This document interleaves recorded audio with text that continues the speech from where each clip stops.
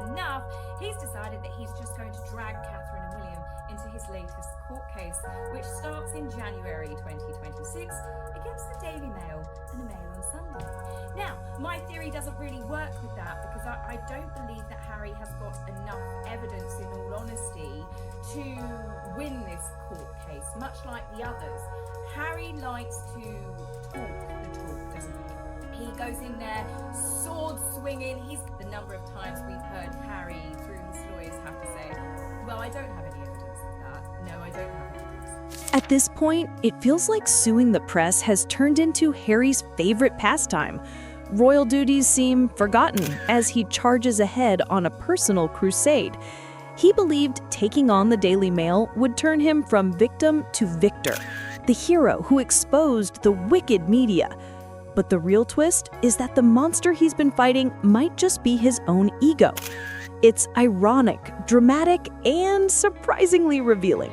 Found out that researchers working for Hazard's legal team had somehow hatched a scheme to avoid the claims of Frost and Hughes being dismissed because they were brought too late. For years, Harry has battled the tabloids, accusing them of hacking, harassment, and invasion.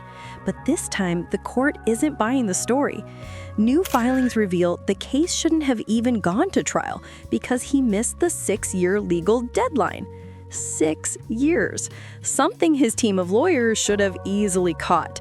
Instead of accepting it like an adult, rumors say they began hunting for a clever loophole. In short, it's bending the rules to protect his image, a royal rebellion wrapped in legal panic. As evidence. It's almost like he's going, well, it happened to my brother, so that means it must have happened to me. Okay. They reportedly tried to spin it as if fresh evidence had magically surfaced to rescue the case. But the court wasn't fooled, and now it's digging into something far messier. Harry seemed so eager for a win that he's allegedly letting his team blur the line between fact and manipulation.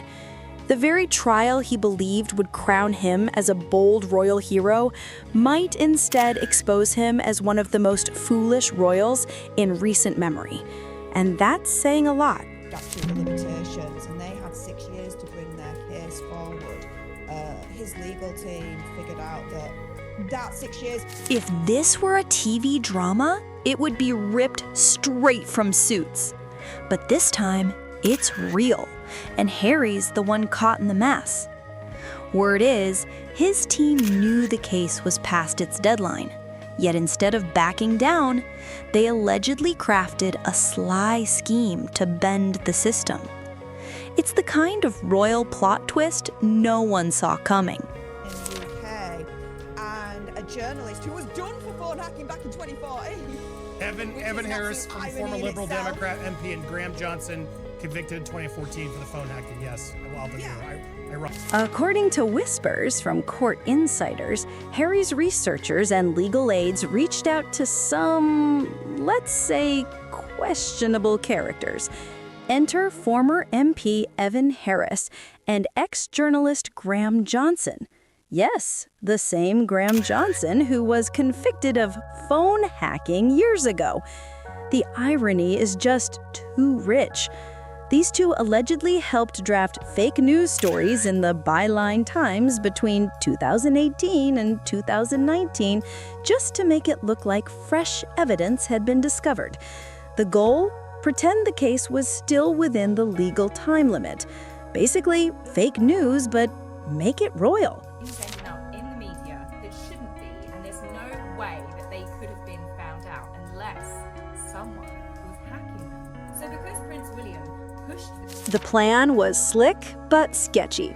Publish so-called fresh revelations to fool the court into believing the clock hadn't run out. But here's where it implodes. Emails reveal Harry's team already knew about the claims long before those stories dropped. If that evidence stands in court, his case could collapse faster than his approval ratings. Spending millions to outsmart a judge only to trip over your own scheme isn't just a misstep, it's a total disaster. For phone hacking, he ended up working for the Byline Times, and Harry When Justice Nicholin caught wind of the alleged scheme, he wasn't the least bit amused. His expression said it all. Skeptical, not sympathetic. He immediately demanded every scrap of communication between Harry's legal team and those supposed researchers. In other words, he clearly sensed something wasn't adding up. As the Leveson inquiry. This is where the News of the World got shut down, Rupert Murdoch got in a whole load of trouble. Harry's team tried to dress it up as a noble breakthrough, but Judge Nicholin wasn't buying it. If it's proven they knowingly used bogus articles to stretch the timeline, the whole case could be thrown out before it even starts, and not quietly, publicly and painfully. Picture the headlines: Prince of Lawsuits caught in his own legal snare. used his position as investigations editor of the Byline Times, and they joined forces to essentially create stories for Byline. Picture it. The Duke of Sussex sitting in court, forced to explain why his high-priced legal team allegedly toyed with the law. The judge's tone made it clear this wasn't a pity party, it was about accountability. And Harry, he's in way over his head. If those emails prove collusion, Judge Nicholin could make an example out of him. Losing the case, his image, and a fortune in one blow isn't just a setback, it's a royal disaster. And this time, no Netflix documentary can rewrite the ending. The money burn is brutal. Lawyers, PR fixers, consultants, researchers, millions reportedly spent to keep this sinking ship afloat. But if the case collapses, he walks away with nothing. No refund, no redemption, just wreckage. Worse, he could even be ordered to cover the Daily Mail's legal costs, essentially paying his enemy to beat him. All of this unfolds as Harry and Meghan cling to their fading Hollywood shine. The Spotify deal's gone, the Netflix buzz is dimming, and his truth crusade is fast becoming a financial trap. The prince who fled duty for freedom may soon find himself broke. That's not justice, it's irony fit for a royal headline. He's fighting to save face, but that kind of damage control comes with a brutal price tag. Every courtroom setback slices through both his pride and his wallet. What once looked like a crusade now reeks of an ego trip gone spectacularly wrong. And when the walls closed in, Harry reached for his favorite move, dragging his family into the chaos. Reports claim he roped in Prince William and Princess Kate to make it seem like the hacking scandal hurt the entire royal family. But let's be real, no one's buying that. Insiders say the stunt wasn't about justice at all. It was a smokescreen. He knew the shady timeline could explode any moment, so he threw William and Kate into the headlines, hoping to shift the spotlight. And for a second, it worked. Headlines blared about royal feuds and chaos. But then came the backlash. William and Kate were reportedly furious, livid at being used as shields in Harry's self-inflicted storm. This wasn't a family battle, it was his mess alone. The attempt only exposed how desperate he's become.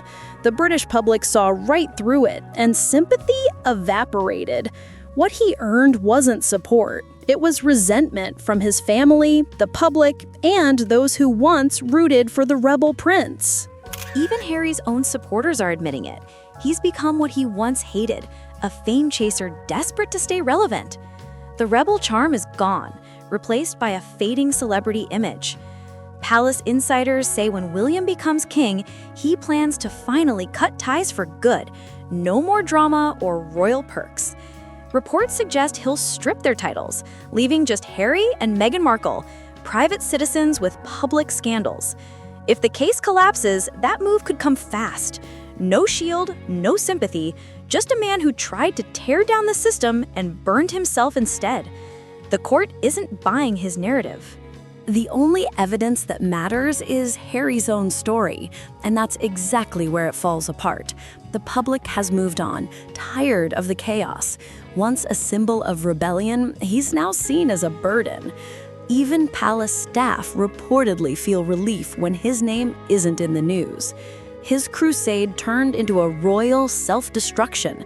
He burned through millions, alienated his family, and learned too late that the truth can't be outplayed.